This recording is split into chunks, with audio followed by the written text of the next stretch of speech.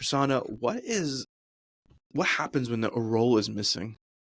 And what is the kind of what happens when we acknowledge something that's missing and bring it back into the system?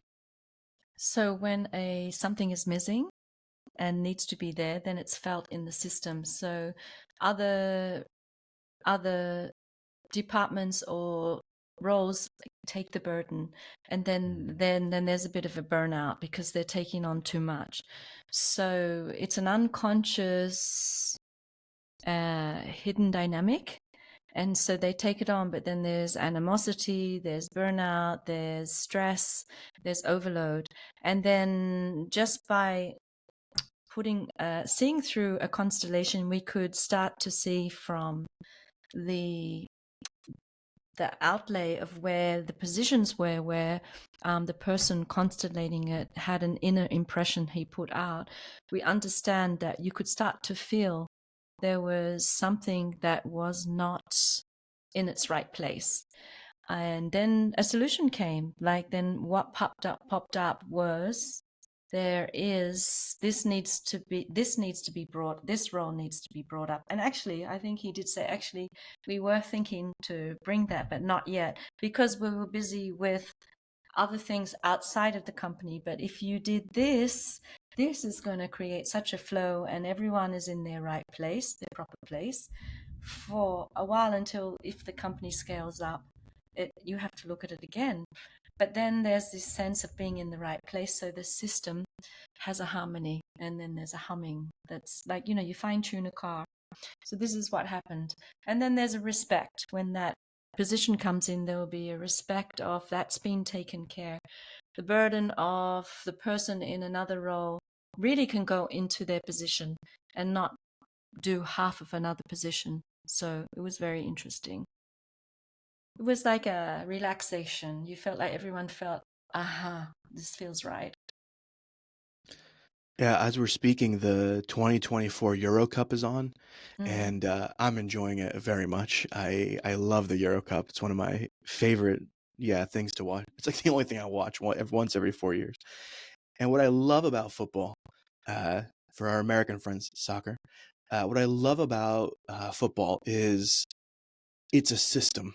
When you look at those players on the field and they play, we've made shifts in the last years where you can make more substitutions. But if you look almost like traditionally, like when I was growing up, those players played for 90 minutes. And yet, by having the same amount of players on the field, they could employ different strategies. And how did they employ different strategies? They actually just start to move positions subtly on the field. The left back moves a little bit towards this area, the center back moves this way, the forward does this. They actually just rearranged the constellation, if you think about the stars, the order in which they're operating. Even if you make a substitution, if you bring a different type of player on the field or a player that plays a little bit more up or back, it rearranges the entire strategy of the team. And so they operate in this kind of field with one another. And we actually use football in our last episode on intuition about the morphic field and how they're able to communicate intuitively with each other to pull the back line and do an offsides. What I really kind of appreciate is that if someone's not doing their job on the field, then the other players need to start compensating, Mm. which means they have to start shifting their positions and rearrange the constellation. And I was watching, I forget, was it England that was playing? And there was one guy who I was like, he was getting eaten alive. And he was a very small guy. He seems very nice, but he was just getting dominated. And I noticed how the other players had to change their playing position to Mm. support this little guy, because he was just getting obliterated. And by these like, big bodied fellows on the other team. And so when we play out of role, the whole system starts to change. And as Grisano was mentioning, when we start to play out of position, then we're doing two things at once. And that is how burnout happens. It's how dysfunction happens. It's how, when we talked about the warning system, that someone starts to, kick and scream, if we're always covering for the gaps, and we will never know where in the system something needs to shift. And I see this all the time with companies where because there's so much pressure to get an outcome, we have to make this amount of money by this amount of time, or there's going to be these repercussions, or our investors. So the only thing that matters is we have to get to the money no matter what. They make these short-term trade-offs, right? Where they are going to cover the weak player or the missing role. And in that, the system rearranges itself and people are doing 2, 3, 5, 10 jobs. And the thing starts to create errors. But we don't see where the error is. We confuse the mess and we create more mess that long-term actually can impact the system. True. Mazen, was there something that was coming to you as I was sharing? I will share it. Yes.